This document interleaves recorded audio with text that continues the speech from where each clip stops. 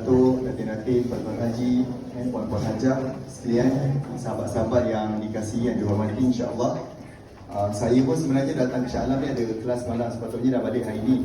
Tapi profesor dia bagi satu jemputan yang ayat dia tak boleh nak ditolak. Kalau saya menolak maksudnya saya dah tak sayang bini. Sebab dia punya berkaitan dengan kasih sayang isteri kita. Jadi tak boleh, jadi saya terus ke hotel, saya kata extendkan bilik kita. Alhamdulillah hari ni kita alhamdulillah syukur hari ni dipertemukan. Kalau ikutkan dia, saya baru je balik daripada Amerika, baru sampai. Tidur tu masih lagi belum, orang kata berjadual ni tak betul lagi. Dia masalah bukan nak tidur, tak boleh tidur. Tapi insya-Allah alhamdulillah semalam pun kami alhamdulillah dapat buat satu kelas juga semalam untuk menyebarkan ilmu, dan hari ni Prof kata berkongsi sedikit tentang motivasi. Jadi kalau ikutkan kita ni, saya bukan orang yang layak nak cerita, tapi saya cuma berkongsikan sedikit lah apa pengalaman yang saya ada, terutamanya tentang tahun ni alhamdulillah saya bersyukur dapat pergi ke menunaikan haji sekali lagi. Kali ini membawa isteri dan mertua saya, alhamdulillah. Dan salah satu saya rasa impak yang paling terkesan adalah ketika hari Arafah. Di mana ialah macam Prof Kamil kan, kalau ikutkan kali pertama saya bawa mak pada 2019. Masa tu tak pernah jumpa Prof, hanya bawa buku sahaja. Bawa ke mana, masjid ke mana, saya bawa buku Prof untuk jadikan sebagai jadual kehidupan di tanah haram ni. Alhamdulillah saya fikir juga kalau pergi kali kedua ni apa, macam mana nak buat lebih baik. Jadi alhamdulillah sebelum berlepas tu pun alhamdulillah dapat motivasi haji sekali lagi dengan Prof waktu tu di sini juga, alhamdulillah. Dan saya dapat ada satu kedua perkara lah yang saya dapat waktu di Arafah, di mana kalau kita kali ni saya nampak yang pertama adalah pergi haji ni dia tidak ada spesifik doa. Pernah saya hari tu ditanya soalan oleh Mutawif, dia nak test kita. Dia kata waktu kita tawaf haji tu pusingan ketiga nak baca apa? Dia buat kuis lah masa tu, saya ada hadiah lagi. Sebab kami pergi dengan Hafiz, Datuk Sri Zainal ni suka buat kuis, ada hadiah. Jadi semua macam kebingungan, tak boleh jawab. Ni masa dah habis. Saya pun angkat lah, saya test power nak tengok okey tak. Saya pun jawab, baca apa je boleh. Alhamdulillah betul. Dapatlah hadiah makhluk tingkat ke apa masa tu. Sebenarnya apa yang saya dapati adalah bila pergi haji ni adalah waktu yang terbaik untuk kita ni nak bersembang ataupun kita nak bercakap dengan Allah SWT. Jadi saya menggunakan waktu tu, masa tu banyak untuk tawaf sunat, untuk kita bercakap, berdoa, ataupun dia juga adalah sebagai persediaan masa tu untuk hari Arafah.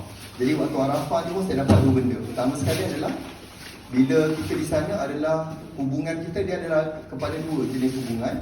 Pertama adalah hubungan dengan Allah SWT, yang mana apa sahaja masalah yang kita ada, kita senaraikan, kita cakap, kita sembangkan dengan Allah SWT waktu di Arafah tu.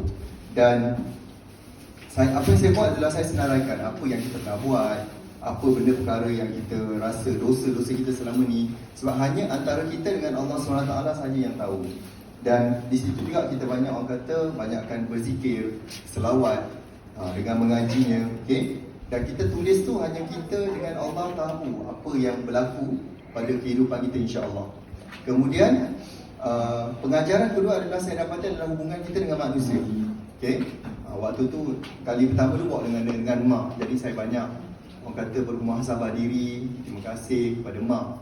Kali ini dengan isteri kan. Dan kita juga bersedia kalaulah ada apa-apa cabaran. Setiap orang kata di sana tu cabaran orang tu berbeza. Kalau saya ada nampak seseorang yang ialah kita rasa dia sangat okey di Malaysia, tapi bila kat sana dia tiba-tiba jadi tak berkawan. So apa yang saya didik hati saya kata itu mungkin bahagian dia untuk kita perhatikan. Kot kalau kita yang kena, kita tahu macam mana nak handle, tapi kita tak boleh nak bersangka buruk dengan dia. Dan alhamdulillah saya melihat sahabat saya tu pun dia meminta maaf sebab dia kata dia pun tidak sengaja nak buat perkara-perkara sebegitulah waktu di tanah haram ni tadi. Dan Mutawif saya juga cakap waktu kita dengan di Arafah ni, ada Allah Ta'ala akan tanya kita di Yaumil Mahsyar nanti, ada 4 perkara. 4 perkara yang akan ditanya tentang kita. Okay, tuan-tuan nak tahu? Siapa yang nak tahu? Boleh saya teruskan? Okay, mana tahu soal ni bau kari kambing ni dia mengganggu sikit. Fokus kita tu kan. Okay, yang pertama adalah Allah Ta'ala akan tanya umur. Masa umur kita ni selama saya Alhamdulillah tahun ni dah 39. Dah nak menginjak 4 series. Orang kata dah nak masuk WhatsApp group lain. Sekarang T-series dah masuk 4 series. Jadi Allah SWT dia akan tanya sepanjang umur yang kita ada, ke mana masa kita habiskan dengan umur yang ada ni. Allah Ta'ala akan tanya yang tu. Apa yang kita buat? Apa yang kita sumbangkan?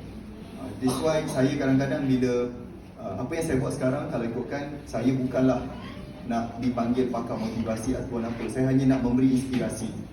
Fokus saya kalau di Malaysia ni, saya lebih kepada membantu peniaga, usahawan untuk dia faham tentang marketing, especially pada digital fund. Sebab itu adalah kepakaran saya. Cuma kadang-kadang ada orang panggil pakar motivasi. Sebab kadang-kadang kita nak kena bagi, sebab pengalaman saya mengajar orang, tanya peniaga kita, saya boleh cakap 99% yang datang jumpa adalah yang memang motivasinya, semangatnya tu turun sangat rendah. Jadi saya tak nak, suka tak suka, kadang-kadang terpaksa memberikan mereka inspirasi, kan, cerita-cerita semangat, sehingga ada pula yang terpanggil kita pakar motivasi. Tapi tidaklah macam tu. Saya lebih suka dikenali sebagai orang kata pakar dalam marketing ataupun digital marketing. Okay? Yang kedua, Allah Ta'ala akan tanya kita, tuan-tuan dan puan-puan hadirin sekalian, tentang harta. Kemana harta yang kita habiskan. Baru ni saya sebenarnya berpeluang pergi ke Atlanta, Amerika, melawat Coca-Cola sebenarnya. Mungkin ada yang kata Coca-Cola ni nyumbang dari Israel, apa segala. Tapi apa yang saya pergi adalah untuk melawat, untuk melihat apa perkara yang betul mereka buat. Okay? Dan saya melihat kat situ, kita dapat peluang untuk bukan sekadar pergi ke museum, tapi kami juga dapat masuk ke dalam dia punya pejabat dia. Okay? Dan apa pengajaran saya nampak, orang putih ni sebenarnya dia banyak mengamalkan apa yang Islam suruh buat. Okay? Kalau kita tengok komuniti Bandar Atlanta ni, saya teringat juga tempat Prof ni.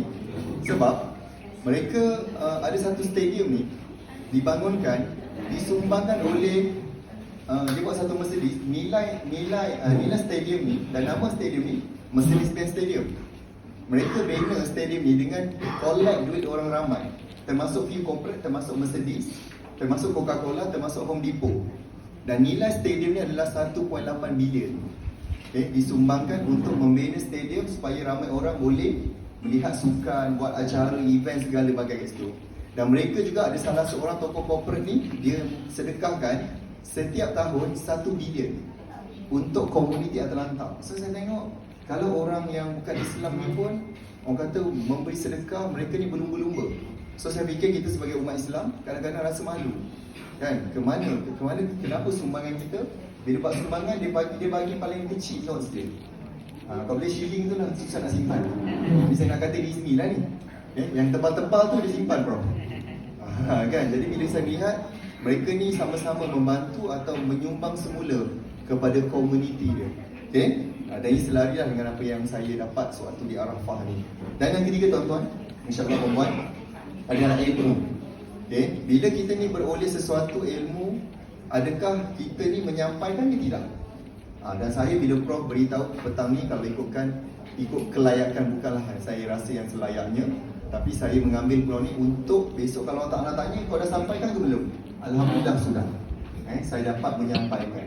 Hari ni kita pun ada banyak social media, ada banyak platform untuk sama-sama mengambil peluang, berebut-rebut untuk menyampaikan ilmu yang kita ada, tuan-tuan, insya-Allah. Okay? Dan yang keempat, Allah Ta'ala akan tanya tentang badan kita, fizikal kita ni.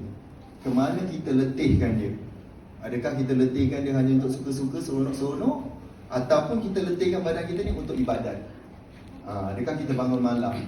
Kalau ikutkan sebelum pergi haji, saya rasa ialah banyaklah kita ni pun banyak silap dalam kehidupan. Tapi Alhamdulillah dapat peluang mengerjakan haji. Dan balik haji sebenarnya tanggungjawab itu menjadi lebih besar. Sebab memegang title tu, dan kita pun tak tahulah sama ada macam prosedur kan, adakah haji tu diterima atau tidak. Jadi tanggungjawab jadi lebih besar. Solat kita berjemaah ke tidak? Okay, adakah kita meneruskan momentum kita sewaktu mengerjakan haji baru ni? Okay, dan mudah-mudahan insya-Allah, saya pun berdoa di sana, mudah-mudahan lebih ramai sahabat-sahabat kita pun sama-sama dapat nanti menjadi tetamu Allah di sana. Mudah-mudahan hari pun saya dapat sekali jumpa dengan Datin, Datuk Pak Seri, Datin. Waktu kita sama-sama, ramai pula kita jumpa tahun ni. Macam saya rasa ini first time lah saya jumpa Datuk dan Datin ni di Malaysia. Dia biasa jumpa kat Mekah je, Prof. Itu bulan 2 di Umrah. Baru ni dia haji. Kat Malaysia tak pernah jumpa, ini first time jumpa di Malaysia. Mungkin selepas pandemik, insyaAllah. Jadi tuan-tuan, saya rasa kira itu sahaja yang saya nak kongsikan. Maaf sekiranya ada salah dan silap saya, insyaAllah. Mudah-mudahan apa yang saya kongsikan ini memberikan sedikit manfaat kepada tuan-tuan, insyaAllah. Assalamualaikum.